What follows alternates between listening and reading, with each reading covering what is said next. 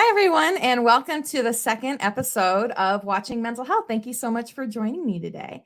And I'm really excited because on this episode, we have a really close personal friend of mine, but she is also really skilled in her field.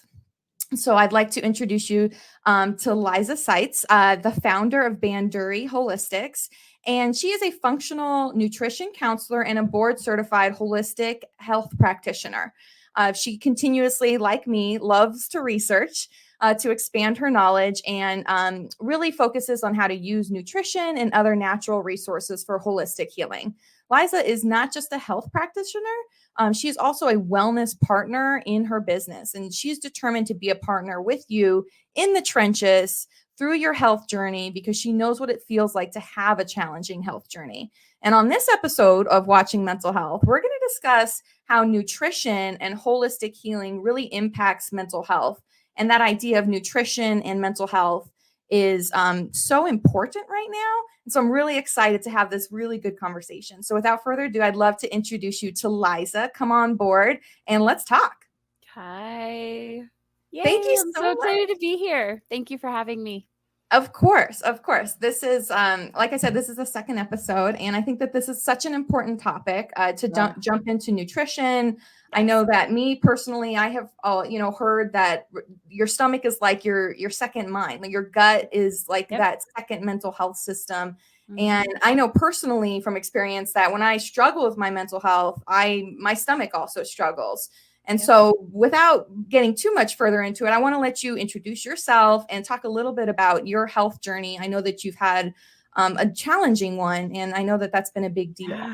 Yeah, absolutely. Banduri Holistics was created out of my journey, really, and the journey of my son, my daughter, our family.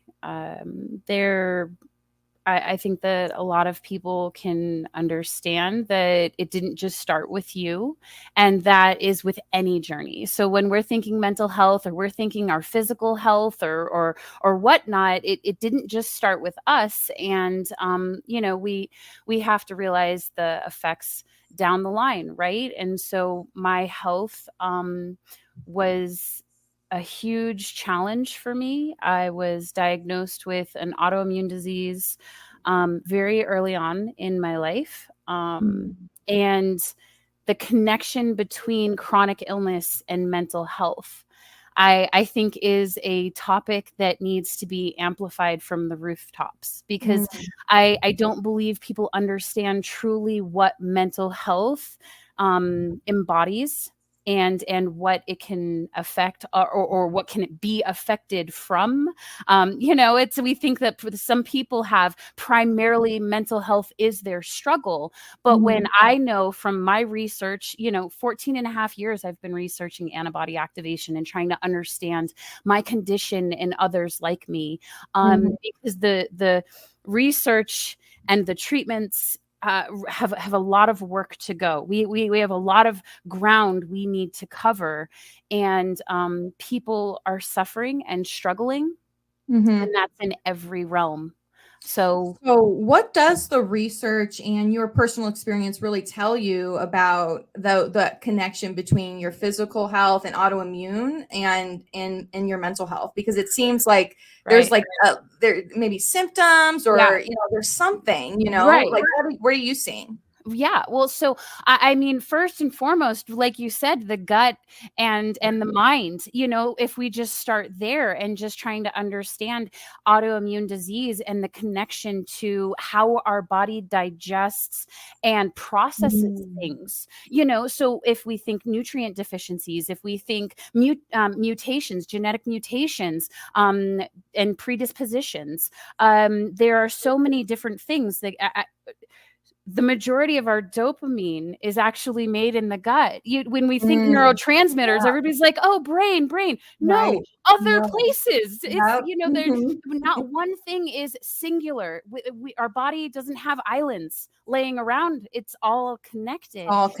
Yeah. And so when one system is off balance, from what my research and expertise has shown me, is that others will follow. And so when we're thinking of mental health and issues on all levels, we have to look at it as a downstream issue. What is going on upstream? If, Okay. where is our health and where is our environment? If we're a flower and we're growing, what does our soil look like? Are we getting water? Is there someone helping to support and take care of us? Do we, co-regulation? We can't regulate without a support system. A lot of people, our introverts are like, no way. I tend to disagree. Yeah. And so that's our world today, right? Like it seems like, and I don't know this from my own, because I haven't done research around nutrition deficiency, but it seems like that's the environment we live in, a very nutrient deficient, a very tough, it's almost like we're trying to grow our flowers in a blacktop, right? We're out there in our urban worlds trying to grow flowers. You don't know how accurate that picture is. When you think of the toxic burden that our environment is going through on a daily basis, I mean, we are trying to grow in asphalt. Our soils are contaminated. They're loss of nutrients from over farming, and there's the list can go on of why things can be out of balance. Yeah, and so when we think about it, and I know earlier on in my life, I was a child growing up in conflict and survival. That was my race. That was how I was raised. That was my personal experience. And so growing up from that, a body constantly stuck in fight or flight, being flooded with stress hormones, understanding the connection between how our central nervous system grows while in conflict and what that means for other systems, right? Because if everything's connected, if our central nervous system is having a problem, or any part of the nervous system in general is having a problem, you'll see other regulatory systems struggle. So endocrine system, thyroid, an under functioning thyroid can actually coincide with an underdeveloped central nervous system.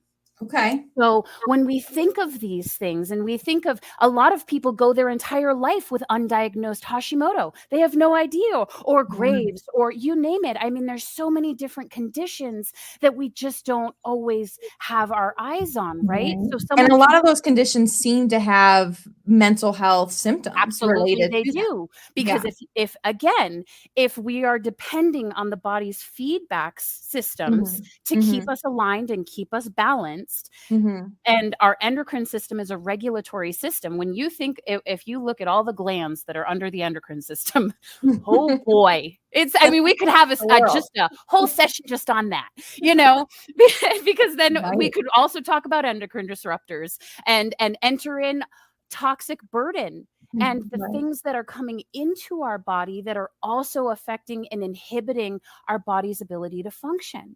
So that's really interesting. So if somebody is, maybe experiencing depression, or they've been just feeling off, they're really kind of struggling, maybe anxiety, they're feeling a little bit off, they don't know what to do. Of course, therapy and medications are options, right? But, maybe there are some other kind of nutritional or environmental options. What would you recommend for someone who's maybe just beginning, looking into something like that? I would say that you want to understand what's coming in and what's coming out.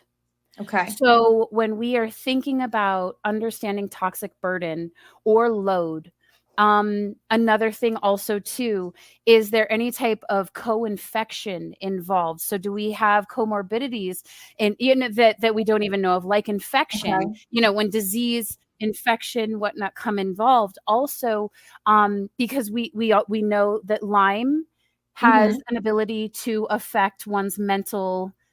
There's so many different things that we could go into pandas. We could go into brain inflammation. We could go. I mean, you name it. The rabbit holes are endless as far as what's out there. I mean, inflammation in itself is the root of disease. And when we think of what causes that, and we think of nutrition just in general. Okay, Yeah. let's think omegas, right? Everybody's telling you take some omegas. Right. And everybody's like, great, omegas are awesome. Yeah, So let's they do just it. start taking these complex pills where it's Okay. like omega complex.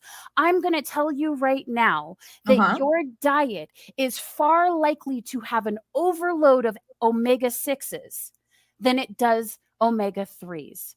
Oh, so I need to know So before I start shoving omegas in my body. Right. And let me make sure that, because so when we think of ratio, as far as omegas are concerned, our diet and what actually is in our food, and you think of shelf stabilizers, right? What somebody can put in something to make it last longer, right? Yep. So we start going into some serious problems with balancing omegas, because they will end up putting so much into the oils and the foods and the processing, that before you even are trying to take a supplement, you are already so far out of range that you need one omega to get the other omega in check, and they keep them balanced. One's pro-inflammation, one is anti-inflammatory, so they're supposed to be aligned. And that's with everything in our body. If somebody is iron deficient, a lot of the times when we see iron deficiencies, we also see people struggling with ADHD symptoms, elevated. Concentration, focus, trying to really have that energy. They can be all over the board.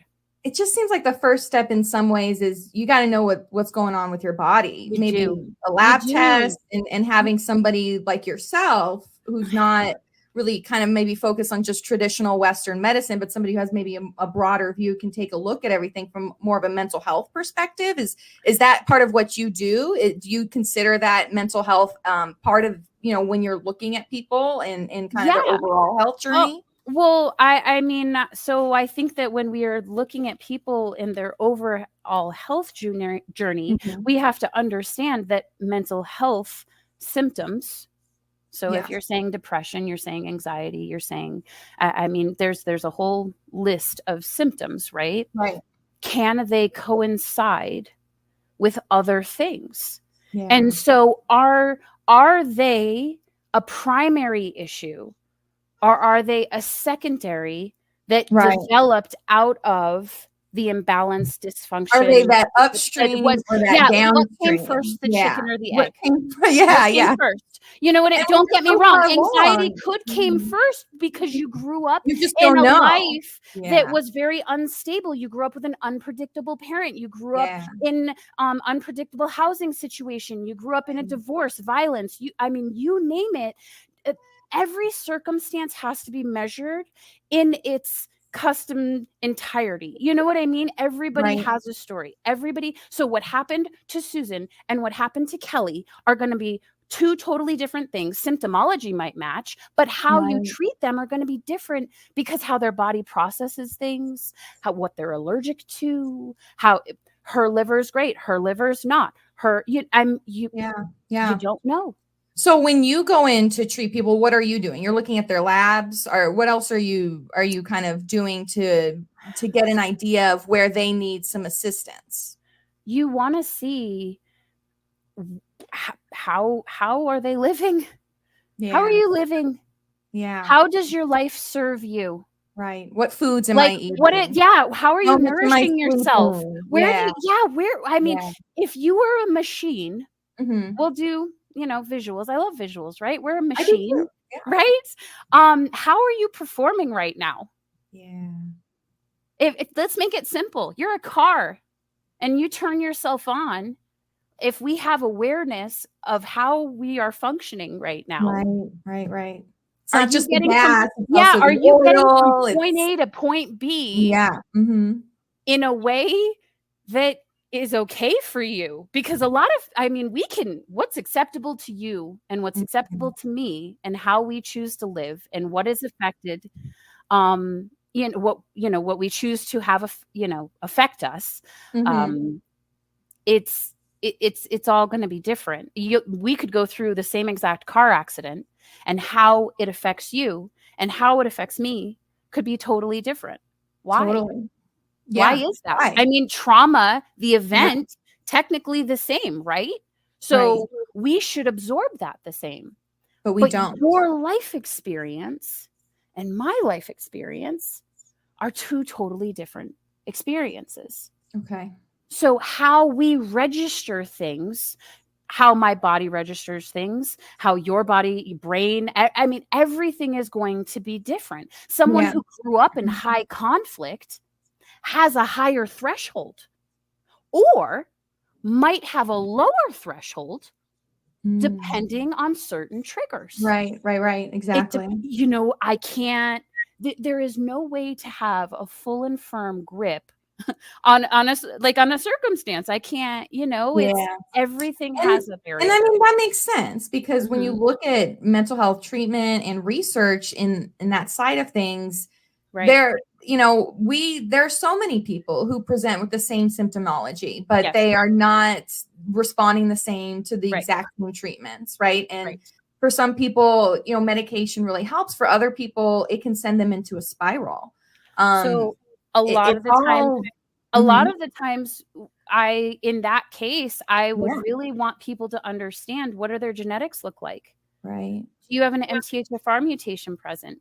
Are you methylating B vitamins properly? I don't know any person who will tell you saying all these things I don't know. Yeah. So, I mean, thiamine, just in general, for the body, for detox, brain function, B vitamins for neuro development, and we know in pregnancy, for pregnant women, neurotube defect.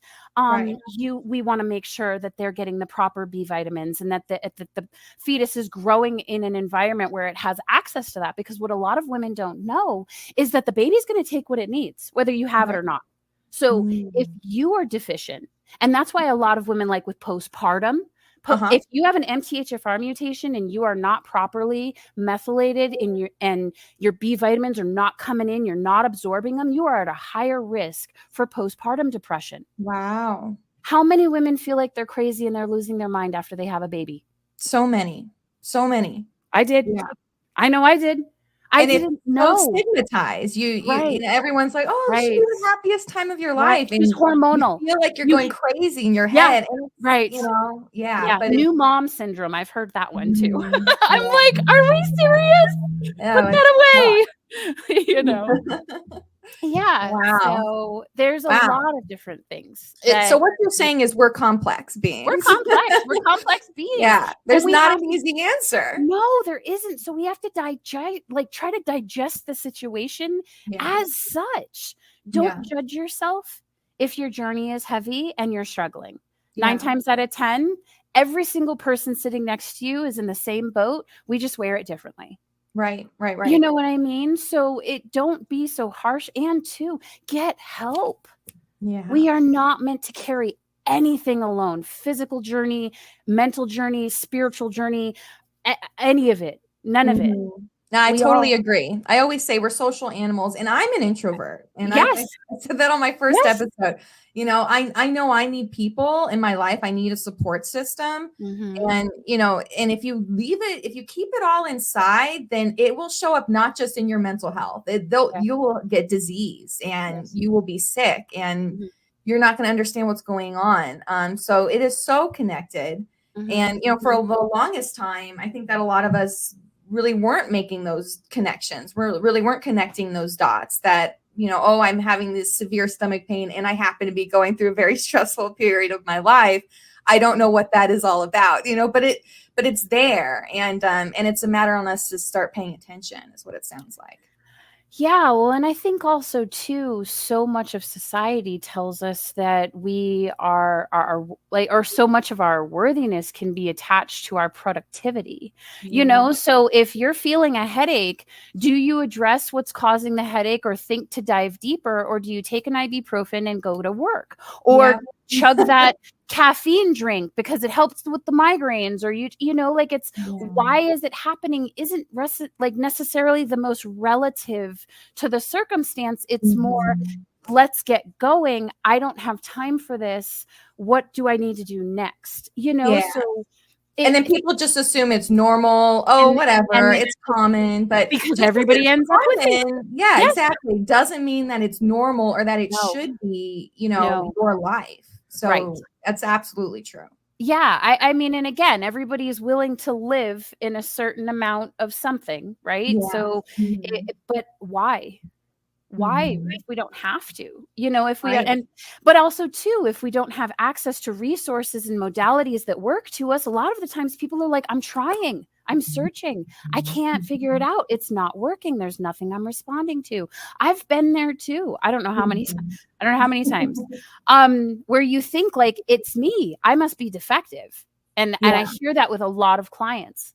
A lot of clients just think, when you're in that position, that segues great to my next question. When you're feeling low, what do you do for self-care? Oh, that's a good one. That is a good one, especially as a practitioner that has and walks a chronic illness journey. First and foremost, I, for the longest time, thought I couldn't be a practitioner because I was like, I'm not cured. I'm not fixed. In my head, and the pictures that you see from a lot of people is that your journey has to conclude for you to be able to step I'm all into the better. next. I'm better. You only get out on Instagram. Right? Yeah. Like, but it's but when we understand chronic illness, we understand that it's not always necessarily something that can go away. It's something that's managed. It's something that you have to. So knowing some days are going to be bad. Yeah. Some days I'm not going to feel so hot. And I can honor myself in that moment and not push myself and beat myself up and try to force myself to be something that I can't be. Because how often do we do that, right? Absolutely. You know, and instead I try to think of myself as someone else, as a stranger off the street. If they were struggling in the same ways that I'm struggling right now, what would be my support to them? How would I love them? Because a lot of the times it comes back to, can we love ourselves? Can I accept the love for myself? And because how many people say self-care, self-love? Yeah, great. When you have not lived in an environment that was safe to feel love, that's hard. That you've had to, I don't know how, when somebody said this to me and it struck me so hard, there are some people in this world that have had to literally lick love off of a knife. That is what they experienced. It was love with condition. And so we learn to love ourselves with condition. We need to stop loving ourselves with conditions before anyone else can also realize that that's possible. Yeah. You know, we hold ourselves to that boundary. Yeah. Oh my God. It's, you know, really and truly for myself, that's my personal experience. That's what I had to face and what I had to look at was the fact that I wasn't asking for help and I was struggling. The fact that I wasn't taking care of myself because honestly, I gave so much to everybody else around me that at the end of the day, I had nothing left. But I thought that's what you were supposed to do. That was a good mom. That was a good wife. That was a good person. That was a good friend, sister. Society. I mean, you name it. Like the list goes on. Like to be good, I have to sacrifice and be more. Was my like narrative that kept being on loop. So I was sick and I was burnt out and I had nothing to give. And my health responded to what, I mean, if we think about it, if our mental health isn't great and you look around at your life and you're truly honest with yourself, like no rose-colored glasses, take them off. Right. What's it going to look like? Am I truly taking care of myself in a way that allows me to live the life that I really want? Or am I self-sabotaging in ways that are keeping me from things that I might need to have a better understanding of what my relationship is to it. Are we living in fear? Are we living in anger? Are we living where are we moving forward in our journey? Because obviously avoidances and obstacles don't just develop out of nothing. Right. So if we find ourselves stuck, why are you stuck? Yeah. You're not stuck for no reason. We don't get sick for no reason. For no reason. Nothing is random. So the moment we stop acting like we are like, and I don't mean this in a way that, but that circumstance happens and we are victims of it. We are victims of circumstance. Life just happened. I had nothing. Life happens. Absolutely. Hands down. Life happens. We can't control all of it. But where can we? Where can we participate in our healing and moving forward? Right. It's getting out of that victim mentality, and into a spot where you can say, okay, I'm going to take some steps forward. Maybe they're going to be hard. Maybe I don't know what they are. Maybe I have to take a couple steps back. But as long as I'm moving, getting out of that victim mentality is so key. And so we only have just 3 minutes left, but I wanted to get your perspective on this one last question. And I think for you, with your experience with chronic conditions, I think this is going to be an interesting question. So I want to get your thoughts on it. And it's really, do you think of a mental health diagnosis or a challenge, mental health illness as something that you can overcome? Or something that you really should accept as a part of you and learn to work with in the same way that maybe you would with an autoimmune or a chronic? Or do you think that autoimmune and chronic conditions can be overcome? I just want to get your thoughts on that. I know it's a loaded question. Okay. So how do you approach that question? You approach that question. You can do anything you want to do. Ooh, okay. You can do anything you want to do. And it's only going to stop you if you choose to sit down and not do it. Okay. So I was told I wouldn't walk. Ooh, wow. Yeah. Today, lots of doctors have said that. Right. Yeah. Lots of doctors had said that. Lots of doctors told me that I wouldn't make it to 40. I have watched people go through soul death. I have watched people accept diagnoses as their identity and who they are. And it becomes like the cage in which they are trapped in. Yes. They can't get outside of it. It is what keeps them where they are. And so first and foremost, realize that you are the person writing your story, regardless of what is happening in it. I get that circumstances happen, but we're truly writing how we move forward with that circumstance. I could have very much sat down and taken my diagnosis and chose to be done, but I didn't. And neither does anybody else. But you do need resources, and you do need community, and you do need help. So no, don't stop. And yes, you can do anything you want. And if you feel like you can't, it's because you are trying to do it without the resources you need. Yeah, for sure. And so it's about finding those resources. Yeah, and you're right. We do need resources. And so to wrap it up, tell us how to find you. You are a valuable resource, I think, in anybody's mental health journey, especially chronic illness, chronic mental health problems. You've been feeling sick for 10 years and you don't know what's going 14. on.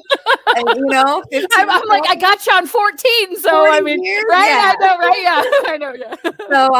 So I think that you'd be a great resource. So tell us how we can find you. Yeah, so my website is banduriholistics.com. There's contact info tabs there for you and you can see all of my information and whatnot. I'll be at the Uncommons on November 12th. The Weekend Wellness is having an event, and I'll be teaching a workshop, Decode Your Body's Message, 9 a.m.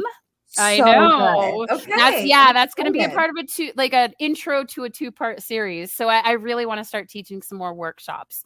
And then if you want to email me, it's Liza@banduriholistics.com. So, Wonderful. Well, thank you yeah, so much for joining me on absolutely. this second episode of Watching Mental Health. This was such a powerful conversation. I took so much from it. You started going on about some stuff I didn't even know was happening. And it just goes to show that we all have more to learn about our own Absolutely. bodies and that Education. Yes. we're all together. We're not these single islands, like you're saying. Everything is connected, and Yes. this was just so valuable. And so I'd love to have you again next or sometime soon. So Anytime. I will definitely bring you back on for a part 2 for our conversation. But in the meantime, thank you so much. Yes. And this concludes Watching Mental Health. So stick around. This video will be on my website. It'll also be found on social media, katierosewechter.com. And then join us every first and third Wednesday live at 3 p.m. And we'll see you next time. Yes. Bye.